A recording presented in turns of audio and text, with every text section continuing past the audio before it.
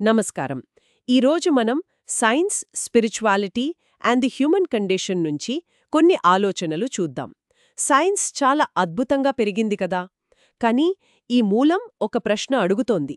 అంటే ఈ పురోగతి మనల్ని నిజంగా ముందుకు తీసుకెళ్తోందా లేక సౌకర్యాల మోజులో పడేసిందా? ముఖ్యంగా చైతన్యతత్వం అంటే మన స్పృహ, ఎరుక లాంటివి, వీటిని పట్టించుకోకపోవడం వల్ల ఏం జరుగుతోంది అని చూద్దాం. అవును, చాలా ఆసక్తికరమైన పాయింట్ ఇది. ఈ విమర్శ సైన్స్ని పూర్తిగా తప్పుపట్టం లేదు, కానీ దాని అసంపూర్ణతను చూపిస్తోంది. అంటే కేవలం బయట ప్రపంచం మీద దృష్టి పెట్టింది కానీ మనిషి లోపల ఉన్న ఆ చైతన్యం అనే దానిని ఎలా మర్చిపోయాం అని ప్రశ్నిస్తోందన్నమాట. ఓ దీనివల్ల ఏమవుతోందంటే అంతా వస్తు వినియోగ సంస్కృతి పెరిగిపోయి మన నాగరికత కొంచెం అసంపూర్ణంగా, అసహజంగా తయారవుతోంది అని ఈ మూలం వాదన. అంటే వేర్వేరు సైన్స్ రంగాల మధ్య సమన్వయం లోపించడం కూడా దీనికి కారణమంటారా? అవును, అది ఒక కారణం. ఇంకా అసలు జీవిత లక్ష్యమేంటో తెలియకపోవడం కూడా దీని ఫలితమేనట. ఈ మూలంలో సైన్స్ని ఒక చిన్న పిల్లవాడితో పోల్చడం భలే అనిపించింది నాకు. ఏదో సరదాకో లేక స్వార్థంతోనో మొదలుపెట్టి అది ప్రమాదమని తెలిసినా ఆపలేని స్థితి అని. సరిగ్గా. అంటే ఈ అసంపూర్ణ జ్ఞానం, ఈ సౌకర్యాల మీద మోజు చివరికి మన నాశనానికే దారితీస్తుందని హెచ్చరిస్తున్నట్టే కదా? అవును, అదే. దీన్ని ఇంకొంచెం లోతుగా చూస్తే శాస్త్రవేత్తలు కూడా వాళ్ళ పరిశోధనల్లో యోగ సాధన లాంటి వాటి ద్వారా వచ్చే ఆ అంతర్దృష్టిని కోల్పోయారట. కేవలం ల్యాబ్ రిపోర్ట్సు, గణితం వీటి మీదే ఆధారపడుతున్నారని మూలం సూచిస్తోంది. అవునా? ఆహారపు అలవాట్ల గురించి కూడా ఏదో ప్రస్తావించారు కదా? అది ఉంది.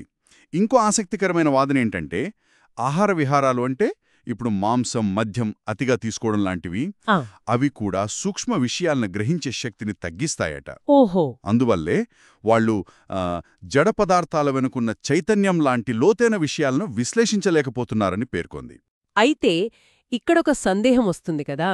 అంటే దేవుడు, ఆత్మ లాంటి విషయాలను సైన్స్తో కలపడమంటే గతంలో వీటి వల్ల కొన్ని సమస్యలు కూడా వచ్చాయి కదా? అవును, సహజమైన ప్రశ్నే అది. కానీ ఈ రచన ఏం చెప్తోందంటే సమస్య ఆ భావనల్లో లేదు, వాటిని తప్పుగా అర్థం చేసుకుని దుర్వినియోగం చేసిన వాళ్ళలోనే ఉందని. చూడండి, జ్ఞానమనేది అసంపూర్ణంగా ఉంటే ప్రమాదమే. అది సైన్స్ అయినా సరే, ఆధ్యాత్మికత అయినా సరే. ఈ మూలమేం చేస్తుందంటే జడపదార్థాల జ్ఞానాన్ని విజ్ఞానమని, చైతన్య తత్వజ్ఞానాన్ని ధర్మమని, ఇక్కడ మతమనే అర్థంలో కాదు, ఒక నియమం లేదా సూత్రమనే అర్థంలో చెప్తోంది. అంటే రెండు వేర్వేరా? వేరు కాదు, ఒకదానికొకటి అవసరమంటోంది. పరస్పర పూరకాలన్నమాట. ఐన్స్టీన్ మాట కూడా గుర్తుందా? ధర్మం లేని విజ్ఞానం కుంటిది, విజ్ఞానం లేని ధర్మం గుడ్డిది అని. అవునవును, సరిగ్గా చెప్పారు. అంటే అసలైన విద్య ఉంటేనే ఏది ధర్మం, ఏది అధర్మం తెలుస్తుందని, సత్యాన్ని గ్రహించి స్థిరంగా ఉండవచ్చని, అదే ధర్మానికి రక్షణ అని ఋషి దయానందు చెప్పినట్లు ఇక్కడ గుర్తుచేస్తున్నారు. అవును, నిజమైన పండితులే ధర్మ మార్గంలో నడుస్తూ ఇతరులను నడిపించగలరు అని కూడా అన్నారు. అసంపూర్ణ జ్ఞానమున్నవాళ్లు ఎలా నడిపిస్తారు? నిజమే. కాబట్టి మొత్తంగా చూస్తే ఈ మూలం సారాంశం ఏంటంటే జ్ఞానానికి ఒక సమగ్రమైన దృష్టి కావాలి. కేవలం భౌతిక విజ్ఞానం కాదు, దాంతోపాటు చైతన్యతత్వ విజ్ఞానాన్ని కూడా కలిపి చూసినప్పుడే, అప్పుడే మనం వాస్తవాన్ని పూర్తిగా అర్థం చేసుకుని ఒక అర్థవంతమైన జీవితం గడపగలమనే ప్రతిపాదన. అప్పుడే సృష్టి, దాని వెనుకున్న శక్తి, జీవిత పరమార్థం ఇవన్నీ స్పష్టంగా అర్థమవుతాయంటారు. ఖచ్చితంగా. ఇది నిజంగా చాలా లోతుగా ఆలోచించాల్సిన విషయం.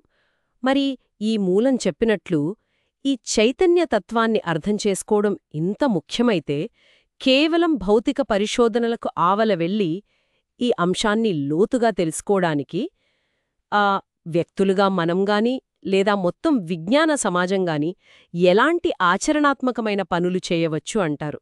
దీని గురించి కొంచెం ఆలోచించాలి మనం.